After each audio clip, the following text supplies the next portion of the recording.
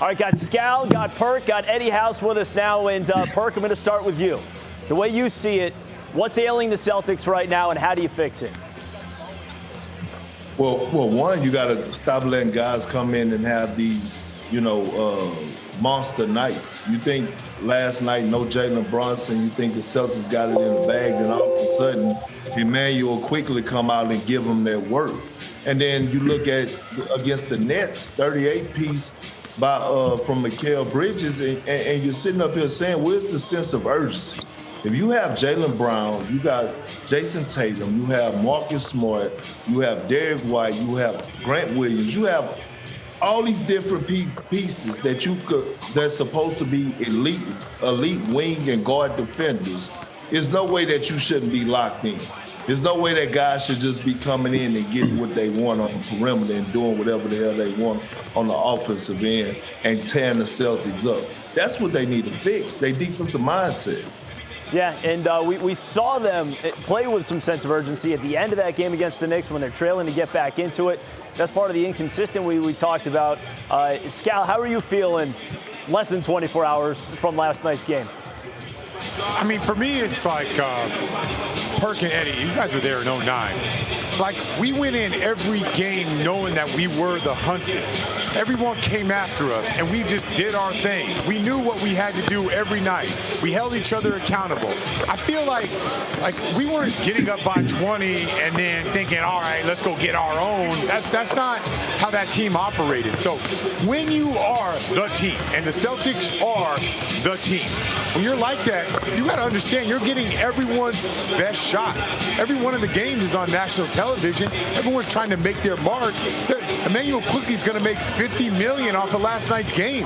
Like, that's what's going to happen to him. He's going to tell all his friends that I should be a starting point guard in the NBA. So you have to be about it, and it doesn't waver. You can have ups and downs, but you can't have what we saw. We're entering into the last 2 minutes of the third quarter, and they go 28-7. That stuff can't happen. 8-2, all right. 28-7 after you just blew a 28-point lead to the Nets. That stuff can't happen. Yeah, Eddie House, how do you stop those kinds of runs? How do you take over the game and show that you're the better team and execute in those moments and make sure they come out of there with a win? Well, it's sense of urgency on the defensive end, right? Last year, we hung our hat on the defensive end of the floor, right? This year, at the beginning of the season, it was, we're a team that moves the basketball. But now, when we don't do neither one of those, we end up blowing 28-point leads. We end up blowing a 14-point lead against the Knicks last night. It has to come down to, I want to win the damn game, period. And it's a want thing. It has nothing to do with anything else except I'm not going to allow this to happen while I'm on the court. Also, I'll switch gears on this and say, I also think that Joe Mazzulla could do a better job of putting Jason Tatum in better positions, putting Jaylen Brown in better positions.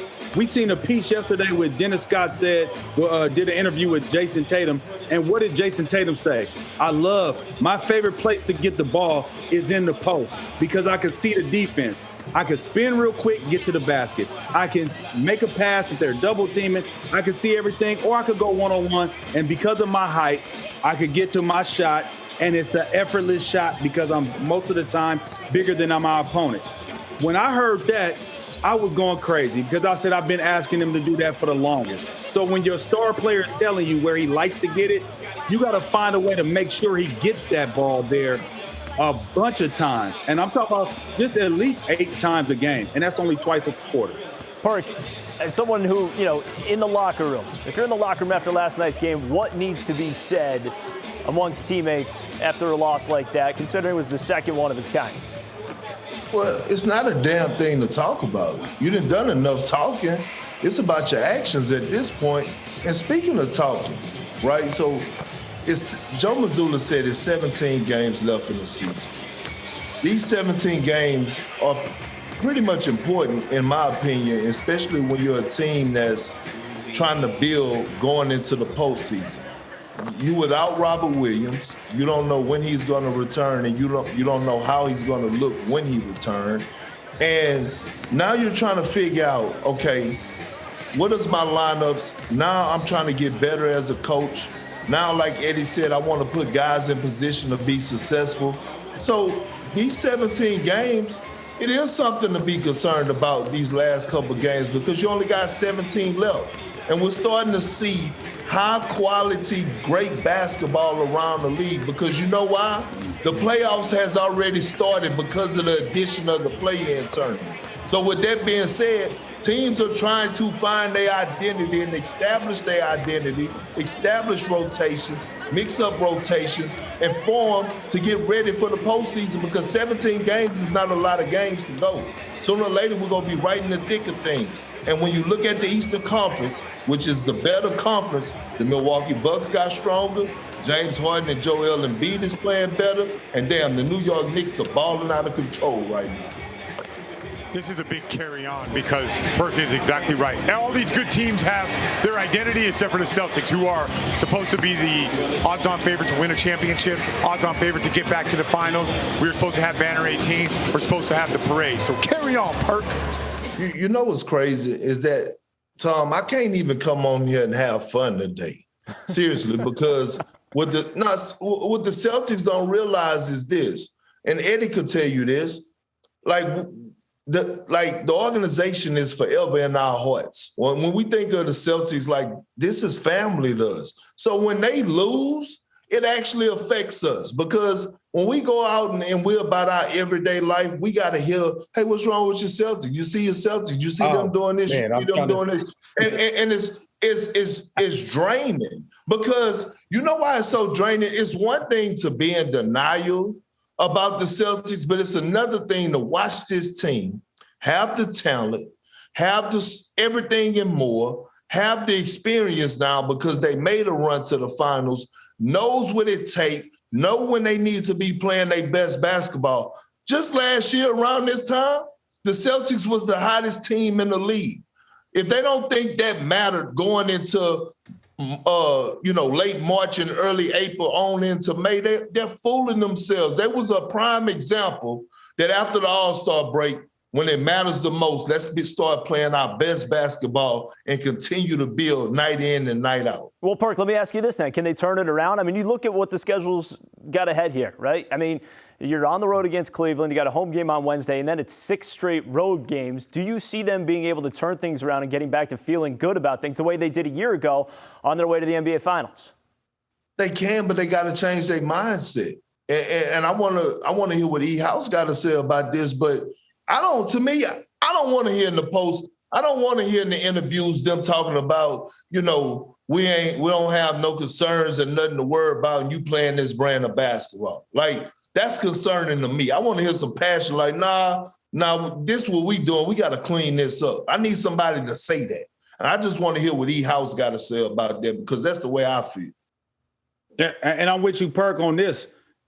They say in the interviews, we let go of the rope. We just didn't play a complete game. We did the now they let 28 points. They was up 28 points against the Nets. They lose that game. They up 14 against the Knicks, lose that game. Now, after All-Star break, they're 3-3, playing 500 ball. They should easily be 5-1 if they take care of business. And night after night, after these losses, they say, we let go of the rope. We took our foot off the gas. All the little cliche little statements that everybody says, right, all the time that you hear. And to me, at what point do you say, damn, enough is enough? We not taking our foot off the gas. When we have our foot on somebody's neck, we going to stomp down harder. We going to twist and we going to crush. And then Gino going to be on the screen. Guys going to be in the fourth quarter with ice on their knees. And players that haven't played in a while going to get out there and get some looks. That's what it's really about. At what point do you say that? Because we've been talking about Jason Tatum's been playing too many minutes. Well, hell, why don't you blow some teams out and take some of the minutes away from them? Find ways to win basketball games easy. It should not always be that hard when you're that talented. Well, what it tells me is that when you're that talented, you kind of lose your mindset at times. While you're playing, you're like, damn, it's too easy. And then before you know it, them pros on the other side, here they come. Because you're going to get your best shot against everybody, night in and night out. And like Scal said, they're the hunted. But what they need to understand is that when you become the hunted, you also have to be the hunter. And so while people are hunting you, you got to set a different trap because you're hunting them as well. That's the mindset the Celtics got to have. And I want to see that closing the last few games going into the playoffs. You have to have that. You can't limp into the playoffs. I'm sorry. You just can't. It sounds like you're talking about killer instinct. And I mean, if you look at last night's game, if you're going to talk about how many minutes these guys are playing, they played 10 overtime games this year. You go to double overtime last night. The amount of effort they had to put into just forcing overtime last night, and then they fall back into those inconsistencies in those 5 overtime periods where it doesn't feel like really, they decide we're better than the Knicks, we're putting them away. I feel like that's what you're talking about there, Eddie House, is just that killer instinct there, just deciding we've put too much effort into this. We got to go make sure we got this win. Yeah, and stop being consistently inconsistent, because that's what right now, to me, the only identity that I think that we've had this year is that we have been consistently inconsistent, and that's not a good identity to have. What do we hang our hat on? What night in and night out can we depend on? That's what I'm trying to figure out. And it's so far in the season right now to where I shouldn't have to be thinking about that. I should be knowing exactly what they're going to do night in and night out. Win, lose, or draw, stuff happens. You might lose a game, but you played this way and you lost a game and that team outplayed you. That's cool. But night in and night out, you inconsistent. One night you playing like the best team that we've seen in the league. And then some nights you playing like, the fourth best team fourth worst team in the league. It's too many inconsistencies. And reputation matters. And you definitely don't want to have the reputation of, oh, don't worry, they'll come out and they can have a league, but they'll let you back into the game. You don't want to be labeled, you don't want to have that type of reputation. That reputation is called front runners. So you don't want to be called a front runner where things is going good, it's all good. But as soon as the team strike back, they know you go fold like clean sheets. You can't have that.